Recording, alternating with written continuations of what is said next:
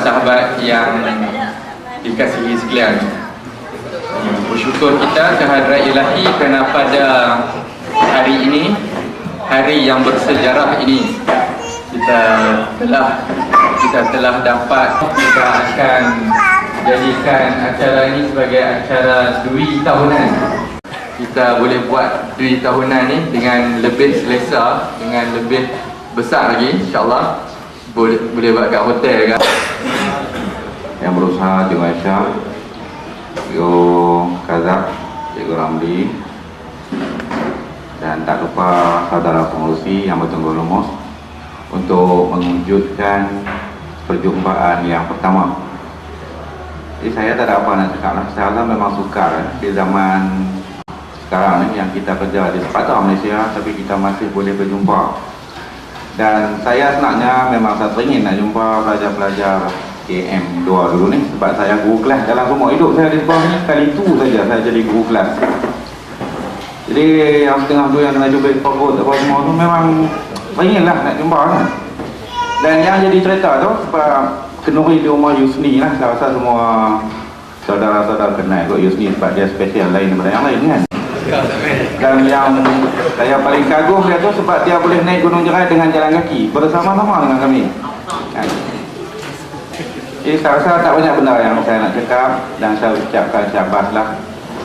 Memang di peringkat awal kita selepas keluar daripada IPT mungkin kita tak berapa ada masa nak jumpa kawan-kawan, tapi kita akan sampai satu peringkat di mana kita rasa kita perlu bertemu dengan kawan-kawan. Terutamanya bila umur dah lebih 40 punya saya ni, memang saya teringin nak jumpa balik lah. Saya rasa tuan-tuan anda pun akan macam tu juga. Sampai satu ketika saya rasa kita perlu bertemu dengan kawan-kawan, kita boleh jalinkan balik hubungan kan. Manalah tahu ada setengah tu jadi setiausaha politik ke apakah, sokok saya kena tukar ambil hulu, bolehlah minta tolong dan sebagainya. Memang ada di sini. Kemudian kalau dekat sekolah tu paling lekeh tu. Jadi saya rasa cukup lah setakat ni, dan saya ucapkan tahniah lah pada anda yang berjaya mengadakan jamuan pada hari raya. Raya juga kan, nampak menang kan.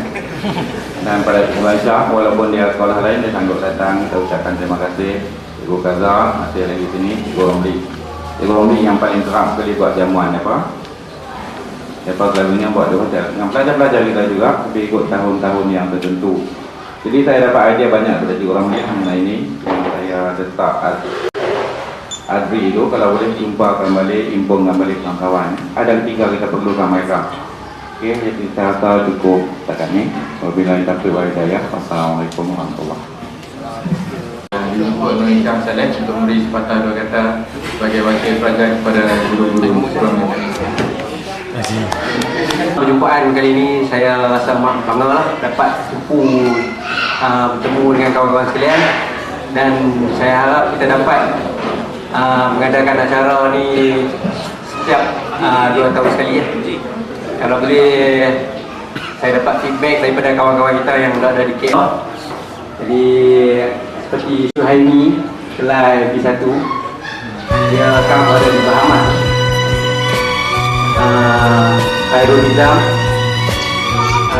engineer dekat Southern Steel. Lepas tu Rizal Wahab, masalah wife abang dia keguguran.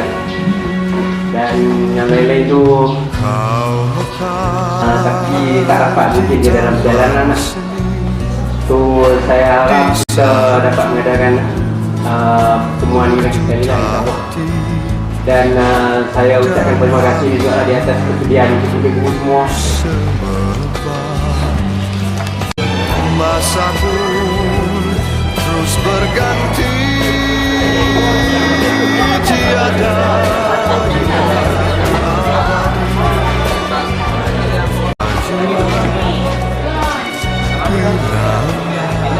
berganti, tiada indah